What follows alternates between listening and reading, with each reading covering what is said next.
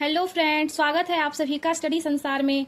तो हम लोगों ने पिछले क्लास में एनसीईआरटी क्लास 6 ज्योग्राफी के 8वें अध्याय भारत जलवायु वनस्पति तथा वन्य प्राणी के कुछ मुख्य बिंदुओं की चर्चा कर ली थी, जिसमें भारत के प्रमुख मौसम कौन कौन से होते हैं इसके बारे में चर्चा हो गया था। शीत ऋतु, ग्रीष्म ऋतु, दक्षिण पश्चिम मानसून तथा वर्षा का मौसम, मानसून के लौटने का मौसम या शरद ऋतु, इन सभी बिंदुओं की चर्चा हो गई थी। आज हम लोग भारत में कौन कौन से वनस्पति पाए जाते हैं उसके बारे में चर्चा करेंगे और वन्य प्राणी के बारे में। तो पहला है प्राकृतिक वनस्पति। प्राकृतिक वनस्पति किसे कहते हैं? तो प्राकृतिक वनस्पति घास झाड़ियां तथा पौधे जो बिना मनुष्य की सहायता के उपजते हैं उन्हें प्राकृतिक वनस्पति कहा जाता है। तो वैसे वनस्पति जो जिसमें क्या मानव का कोई हस्तक्षेप नहीं होता है, अपने आप उगते हैं, चाहे घास भी हो सकता है, झाड़ी तथा पौधे, और उसे प्राकृतिक वनस्पति कहते हैं, जो बिना मनुष्य की सहायता के उपजते हैं, अपने आप उगते हैं। अब भारत में कितने प्रकार के वनस्पति पाए जाते हैं? तो भारत की वनस्पतियों को 5 प्रकारों में विभाजित किया जा सकता है।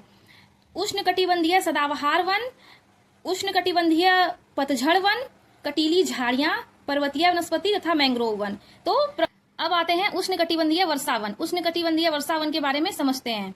उष्णकटिबंधीय वर्षावन उन क्षेत्रों में पाए जाते हैं जहां वर्षा बहुत अधिक होती है। ये इतने घने होते हैं कि सूर्य का प्रकाश जमीन तक नहीं पहुंच पाता है।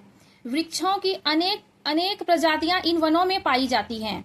ये वन वर्ष के अलग अलग समय में अपनी पत्तियां गिराते हैं, मतलब एक साथ पूरा पेड़ का पत्ती नहीं गिरता है। फलतः ये हमेशा हरे भरे दिखाई देते हैं, हमेशा हरा भरा बना रहता है, इसलिए इस वन को सदाबहार वन कहा जाता है। के प्रकार है महोगनी, एबोनी तथा रोजवुड हैं, और ये पाए जाते हैं अंडमान निकोबार द्वीप समूह, उत्तर पूर्वी राज्यों तथा पश्चिमी घाट की संकरी पट्टियों में। सदाबहार वन। अब जानते हैं उष्णकटिबंधीय पतझड़ वन। हमारे देश के बहुत बड़े भाग में इस प्रकार के वन पाए जाते हैं। इन वनों को मानसूनी वन भी कहा जाता है।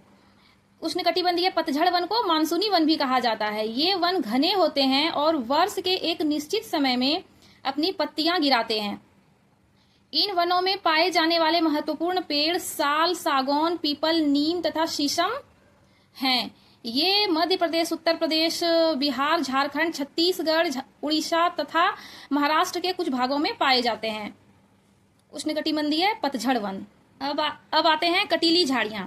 इस प्रकार की वनस्पति हमारे देश के शुष्क भागों में पाई जाती हैं। पानी की क्षति को कम करने के लिए इनकी पत्तियां में बड़े बड़े कांटे होते हैं। इनके महत्वपूर्ण वृक्ष हैं कैक्टस, खैर, बबूल, कीकर इत्यादि। ये राजस्थान, पंजाब, हरियाणा, पश्चिमी घाट के पूर्वी ढालों तथा गुजरात में पाई जाती हैं। कटीली पर्वतीय वनस्पति। पर्वतों की ऊंचाई के अनुसार वनस्पतियों के विभिन्न प्रकार पाए जाते हैं। ऊंचाई बढ़ने के साथ तापमान में कमी आ जाती है। समुद्र तल से 1500 मीटर से 2500 मीटर की ऊंचाई के बीच पेड़ों का आकार शंक्वाकार होता है। ये पौधे शंकुधारी वृक्ष कहे जाते हैं। वनों के महत्वपूर्ण वृक्ष चीड़, पाइन तथा देवदार हैं। तो शंकुधारी वृक्ष कितनी ऊंचाई पर पाए जाते हैं? 1500 मीटर से 2500 मीटर की ऊंचाई के बीच में। अब आते हैं मैंग्रोव वन। ये वन खारे पानी में भी रह सकते हैं। ये मुख्यतः पश्चिम बंगाल के सुंदर वन तथा अंडमान तथा निकोबार के द्वीप समूहों में पाए जाते हैं। सुंदरी इस प्रकार के वनों की महत्वपूर्ण प्रजाति है। इसी प्रजाति के नाम पर क्षेत्र का नाम सुंदरबन पड़ा है। अब आते हैं वन्य प्राणी। बाघ हमारा राष्ट्रीय पशु है। यह देश के विभिन्न भागों में पाया जाता है। गुजरात के गिर वन में एशियाई शेरों का निवास है। हाथी तथा एक सींग वाले गेंडे असम के जंगलों में घूमते हैं। हाथी केरल एवं कर्नाटक में भी मिलते हैं। ऊंट भारत के रेगिस्तान तथा जंगली गधा कच्छ के रण में पाए जाते हैं। जंगली बकरी, हिम तेंदुआ, भालू इत्यादि हिमालय क्षेत्रों में पाए जाते हैं। मोर हमारा राष्ट्रीय पक्षी है। भारत में सांपों की सैकड़ों प्रजातियां पाई जाती हैं। उनमें कोबरा एवं करैत प्रमुख हैं। सरकार ने हाथियों तथा बाघों को बचाने के लिए बाघ परियोजना एवं हस्ती परियोजना जैसी परियोजनाओं को शुरू किया है। प्रत्येक वर्ष हम लोग अक्टूबर माह के पहले सप्ताह को वन्य जीव सप्ताह के रूप में मनाते हैं, ताकि वन्य जीवों के निवास को संरक्षित रखने के लिए जागरूकता लाई जा सके।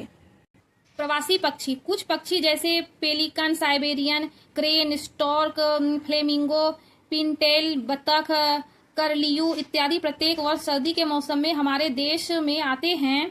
साइबेरियन क्रेन साइबेरिया से दिसंबर के महीने में आते हैं तथा मार्च के आरंभ तक रहते हैं।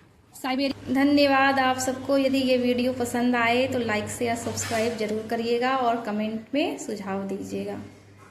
मिलते हैं नेक्स्ट वीडियो में।